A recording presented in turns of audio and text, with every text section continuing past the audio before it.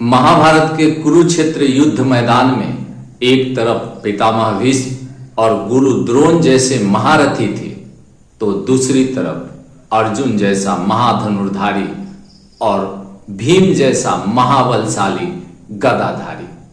एक तरफ दानवीर कर्ण जैसा महारथी था जो महादानी था, तो दूसरी तरफ अभिमन्यु जैसा एक वीर बालक जिसने चक्रव्यूह के युद्ध में कौरवों की पूरी महारथी को अकेला ही आजमा लिया था।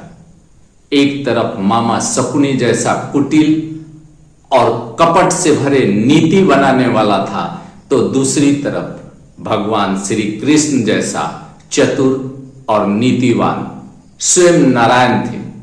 किंतु एक बात आपसे मैं यह कहना चाहता हूं कि धर्मराज युधिष्ठिर, क्या ऐसा उनमें गुण था जिसके कारण उन्हें याद किया जाता है? न बल में किसी से अधिक थे और न ही विद्या में, किंतु धर्म के बल पर जिन्होंने संकट पड़ने के बाद भी अपना धर्म नहीं छोड़ा, अपने धर्म को नहीं छोड़ा। शायद इसीलिए धर्मराज युधिष्ठिर को महाभारत के युद्ध में याद किया जाता है। धर्मराज युधिष्ठिर का जन्म भी एक अलग प्रकार से हुआ था। जब महाराज पांडु हस्तिनापुर के राजा थे और शिकार खेलते समय उन्होंने गलती से हिरण समझकर एक ऋषि का हत्या कर दिए थे, तब उस ऋषि ने श्राप दिया था महाराज पांडु को कि जिस दिन अपने पत्नी का आलिंगन करोगे उस दिन तुम्हारी मृत्यु हो जाएगी। महाराज पांडु ने हस्तिनापुर का सिंहासन त्याग कर वन गमन किया था, वानप्रस्थ अपना लिया था। तब उनके साथ देवी कुंती और माद्री, जो दो पत्नी थी महाराज पांडु की, चली गई थी वन गमन को, वानप्रस्थ को। महाराज पांडु को जितना दुख श्राप से नहीं हुआ था, उतना दुख हुआ था कि मैं निर्वंश ही मर जाऊंगा। अर्थात अगर पत्नी को आलिंगन किया तो मृत्यु हो जाएगी और पुत्र थे नहीं। ऐसे में कुंती ने, देवी कुंती ने यह बताया महाराज पांडु को कि ऋषि दुर्वासा का वरदान है मुझे, मैं जब चाहूं, जिस देवता से चाहूं पुत्र प्राप्त कर सकता हूं। इतना सुनकर महाराज पांडु खुश हुए और उन्होंने देवी कुंती से कहा, देवी मुझे जीवित अवस्था में ही वंश का दर्शन करना है, मुझे पुत्र प्राप्ति करना है, बड़ी कृपा होगी आपकी अगर मुझे पुत्र दे दो। इसके बाद देवी कुंती ने धर्मराज का आह्वान किया और स्वयं धर्मराज प्रकट हुए और उसके बाद युधिष्ठिर का जन्म हुआ। 5 भाइयों में सबसे बड़े थे युधिष्ठिर, जिन्हें धर्मराज कहा जाता है। कुछ लोग ऐसे भी हैं जो उन पर लांछन भी लगाते हैं, कहते हैं काहे का धर्मराज, जुआ खेला और अपने भाइयों सहित पत्नी को हार गया। ऐसे धर्मराज को धर्मराज कैसे कहा जा सकता है? जरा सोच कर देखिए कि जब एक धर्मराज के ऊपर धर्म का संकट बन जाए तो वह क्या करेगा। कुछ लोग यह भी कहते हैं कि काहे का धर्मराज अपने ही गुरु द्रोण को मरवाने के लिए, अपने ही गुरु द्रोण की हत्या करवाने के लिए झूठ बोला था। और यह बात सही भी है, किंतु जरा सोच कर देखिए कि धर्म की रक्षा करने के लिए स्वयं नारायण जिससे कह रहा हो कि धर्म की रक्षा करने हेतु अगर झूठ बोला जाए तो वह झूठ झूठ नहीं होता। वैसी परिस्थिति में धर्मराज युधिष्ठिर क्या करते? आज के इस वीडियो में मैं धर्मराज युधिष्ठिर के जीवन से लेकर, जन्म से लेकर स्वर्ग तक की यात्रा आपके सामने प्रस्तुत कर रहा हूं। वीडियो अच्छा लगे तो लाइक जरूर कीजिएगा। जब धर्म का अंधकार धरती पर छाने लगा था, जब राजा लोग लोभ और क्रोध में न्याय भूलने लगे थे, तब धरती पर जन्म हुआ उस पुरुष का जो स्वयं धर्म का प्रतिरूप था, वही पुरुष जो कभी झूठ नहीं बोलते थे, जो क्षमा और सत्य के प्रतीक बने, वे थे धर्मराज युधिष्ठिर। महर्षि दुर्वासा के वरदान से महारानी कुंती को यह सामर्थ्य प्राप्त हुआ था कि वे किसी भी देवता को आह्वान कर पुत्र प्राप्त कर सकती थी। सबसे पहले उन्होंने धर्मदेव अर्थात यमराज का आह्वान किया, क्योंकि वे चाहती थी कि उनका पुत्र न्यायप्रिय, सत्यवादी और धर्मनिष्ठ हो। तभी स्वर्ग से प्रकाश उतरा और कुंती के गर्भ से जन्म हुआ धर्मराज युधिष्ठिर का। धर्मराजो युधिष्ठिरो नामना सत्यवर्तः सदा शुभ नित्यम सत्यम समालभ्यम ना धर्मम मनसा अपि। अर्थात धर्मदेव से उत्पन्न युधिष्ठिर सदैव सत्य और धर्म का पालन करने वाले थे। उन्होंने कभी मन से भी अधर्म नहीं सोचा। पांडु राजा के पुत्र होने के कारण वे पांडवों में ज्येष्ठ कहलाए। उनके बाद भीम, अर्जुन, नकुल और सहदेव का जन्म हुआ। गुरु कृपाचार्य और बाद में द्रोणाचार्य से उन्होंने धनुर्विद्या, नीति शास्त्र और युद्ध कला सीखी, परंतु युधिष्ठिर का मन सदैव धनुष्वान से अधिक धर्म शास्त्र में रमता था। भगवान श्री कृष्ण के कहने पर हस्तिनापुर से अलग खांडव प्रस्थ में एक भव्य राज्य की स्थापना हुई और धर्मराज युधिष्ठिर उसके राजा बने।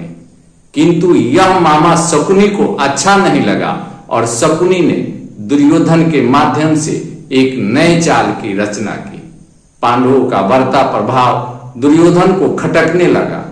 धूर्त शकुनी ने योजना बनाई द्रुत कीड़ा अर्थात जुए की। धर्मराज युधिष्ठिर जो कभी असत्य का मार्ग नहीं अपनाते थे, उन्होंने यह सोचकर खेल स्वीकार कर लिया कि राजा को आमंत्रण अस्वीकार करना अधर्म है। किंतु यही उनकी जीवन की सबसे बड़ी भूल सिद्ध हुई।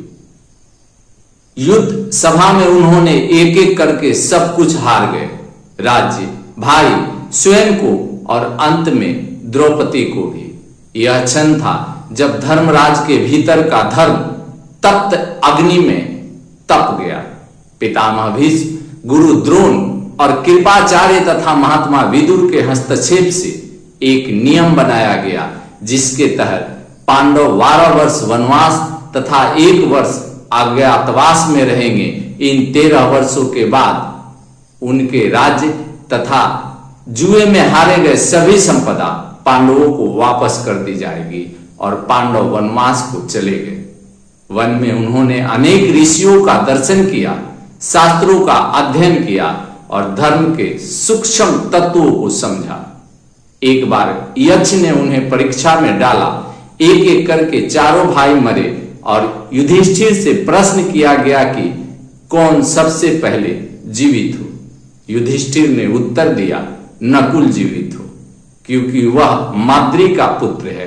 यदि एक कुंती पुत्र और एक माद्री पुत्र जीवित रहे तो न्याय होगा। यक्ष प्रसन्न हुए और बोले, युधिष्ठिर, तू धर्म का साक्षात स्वरूप है। यह यक्ष स्वयं धर्मदेव उनके पिता थे। जब धर्मराज युधिष्ठिर अपनी माता कुंती तथा अपने भाइयों के साथ वनवास पूरा कर हस्तिनापुर वापस लौटे तो बड़ी मुश्किल से उनके राज्य उन्हें वापस किया गया। किंतु होने को कौन टाल सकता है? जो होना होता है वह तो होकर ही रहता है। भगवान श्री कृष्ण बहुत प्रयास किया कि महाभारत का युद्ध ना हो, किंतु युद्ध तो होना ही था। 18 अक्षौणी सेना का युद्ध कुरुक्षेत्र की भूमि रक्त से रंजित हुई, लाल हो गई। कृष्ण के मार्गदर्शन में अर्जुन ने गांडीव उठाया, भीम ने शत्रुओं का संहार किया और युधिष्ठिर नीति और धर्म का मार्गदर्शक बने। गुरु द्रोणाचार्य, जिन्होंने उन्हें विद्या दी थी, युद्ध में अजय थे। जब तक वे हथियार धारण करते कोई उन्हें नहीं हरा सकता था। भगवान श्री कृष्ण ने सुझाव दिया, यदि द्रोण को यह समाचार मिले कि उनका पुत्र अश्वत्थामा मारा गया है तो वे शास्त्र त्याग देंगे। कृष्ण ने कहा, हे धर्मराज, युद्ध में कभी कभी धर्म के लिए अधर्म का सहारा लेना पड़ता है। तुम कहो अश्वत्थामा हत। युधिष्ठिर बोले, परंतु यह तो असत्य होगा। कृष्ण बोले, सत्य का अंश रहेगा, क्योंकि हाथी अश्वत्थामा वास्तव में मारा गया है। अंततः धर्मराज युधिष्ठिर ने कहा, अश्वत्थामा हत इति नर वा कुंजरो वा, अर्थात अश्वत्थामा मारा गया है, मनुष्य है या हाथी, यह मैं नहीं जानता। उनके मुख से निकले इस अर्ध सत्य के साथ ही कहा जाता है कि उनके रथ के पहिए जो अब तक धरती से ऊपर रहते थे अब धरती को स्पर्श करने लगे। यह इस बात का प्रतीक था कि धर्मराज ने जीवन में पहली बार सत्य से विचलन किया था। युद्ध के अंत में पांडव विजयी हुए, किंतु वह विजय भी शोक से भरी थी। लाखों वीर मारे गए, परिवार उजड़ गए और युधिष्ठिर का मन भारी हो गया। उन्होंने कहा, ऐसी विजय किस काम की जिसमें अपने ही नष्ट हो गए।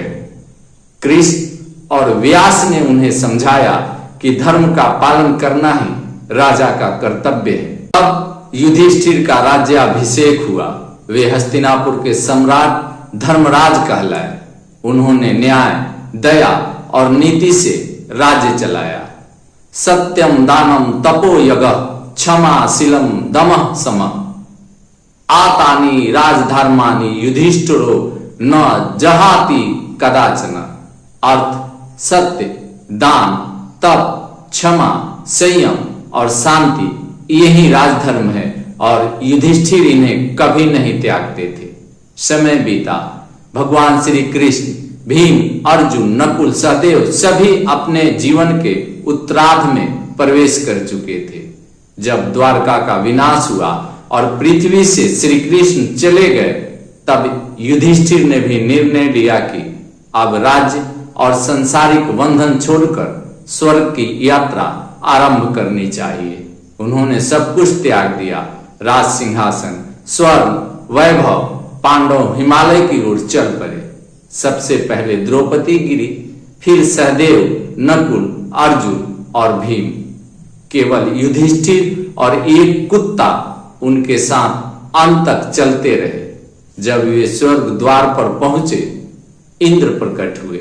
राजन, चलो स्वर्ग में प्रवेश करो। युधिष्ठिर ने कहा, यह कुत्ता मेरे साथ आया है, मैं इसे छोड़कर स्वर्ग नहीं जाऊंगा।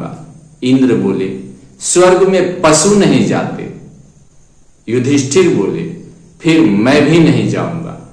जिसने मेरे साथ निष्ठा रखी उसे छोड़कर मैं स्वर्ग का सुख नहीं चाहता। तभी वह कुत्ता स्वयं धर्मदेव के रूप में प्रकट हुआ। वत्स युधिष्ठिर, तूने अंतिम परीक्षा भी उत्तीर्ण कर ली। तू ही सच्चा धर्मराज है।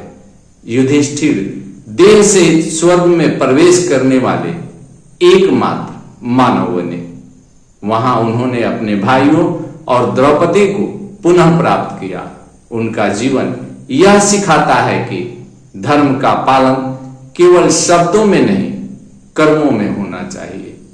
कभी कभी सत्य कठिन होता है, पर वही मार्ग मोक्ष का द्वार खोलता है। युधिष्ठिर का जीवन केवल एक व्यक्ति की कथा नहीं, वह धर्म, न्याय और सत्य की शाश्वत यात्रा है। महाभारत में इस नायक ने दिखाया कि सत्य का मार्ग कठिन हो सकता है, पर वही अमरता का मार्ग है। इस वीडियो में इतना ही। अगले वीडियो तक मुझे इजाजत दें। जय श्री कृष्ण।